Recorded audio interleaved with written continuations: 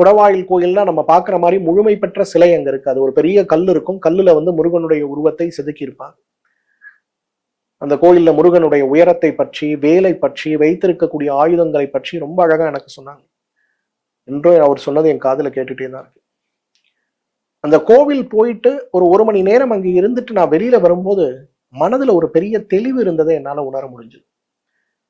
இன்றைக்கு என்னதான் இறைவன் நமக்கு அனுபவங்களையும் பெரிய அளவுல புத்திசாலித்தனங்களையும் கொடுத்தாலும் கூட நம்ம திரும்ப திரும்ப யோசிக்கக்கூடிய விஷயம் என்ன, நம்மீது நமக்கு இருக்கக்கூடிய ஒரு தன்னம்பிக்கையற்ற நிலையும், ஐயோ என்ன ஆகும் அப்படிங்கிற குழப்பத்தில் ஏற்படுகின்ற நிலைகளும் தான்.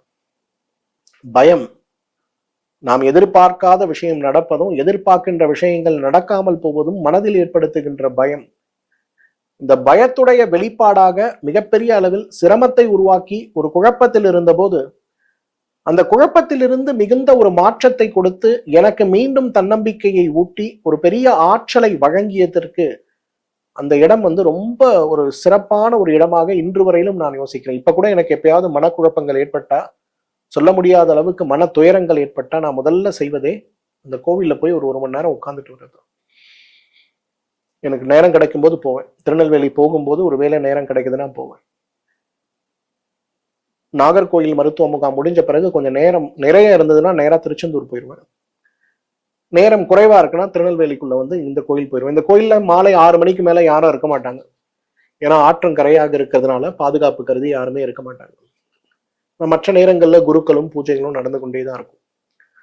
நீங்க யாராவது உங்களுடைய மனதுல கவலை இருக்கு, பிரச்சனை இருக்கு, வீட்டுல பிள்ளைங்களுக்கு கல்யாணம் லேட் ஆகுது, கடன் சுமை அதிகமா இருக்கு, கடனை அடைக்க வருமானம் ஒரு பக்கம் வருது, ஆனா செலவு அதை விட கூடுதலாக போயிட்டே இருக்கு, எல்லாம் இருக்கு சார், வாழ்க்கையில நிம்மதி இல்லை, இந்த மாதிரி சிரமத்துல இருக்கக்கூடியவர்களாக நீங்க இருந்தீங்கன்னா, நோயற்ற வாழ்க்கை வரமாக வேண்டும் நினைச்சீங்கன்னா, ஸ்வயம்புவாக இருக்கக்கூடிய முருகனை நான் எங்கு தேடியும் பார்க்க முடியவில்லைன்னு இருந்தீங்கன்னா, ஸ்வயம்புவாக இருக்கக்கூடிய அந்த முருகனை நேரில் ஒரு முறை சந்திக்கணுங்கிற ஒரு ஆசை உங்களுக்கு இருக்குன்னா, தவறாம குறுக்குத்துறை திருநெல்வேலி நகரத்துக்குள்ளேயே ஆற்றங்கரையில் இருக்கக்கூடிய பஸ் ஸ்டாண்ட்ல இருந்து ஒரு ஆட்டோ எடுத்தீங்கன்னா கூட போதும், ரொம்ப பக்கம்தான். அந்த முருகனை பார்த்து அமர்ந்து சரணடைந்து உங்களுடைய மனதில் இருக்கக்கூடிய குறைகளையும் குமுறல்களையும் முறையாக அவருடைய காதில் போட்டு அந்த நோயுடைய சிரமத்திலிருந்து, அந்த சிரமம் நோயின்னு சொல்றது வியாதி கிடையாது, மனதை சிரமப்படுத்துகின்ற எல்லாமே நோய், இதிலிருந்து முழுமையாக வெளிவர முடியுமா அப்படிங்கிற ஒரு முயற்சியை நீங்க எடுக்கணும்னா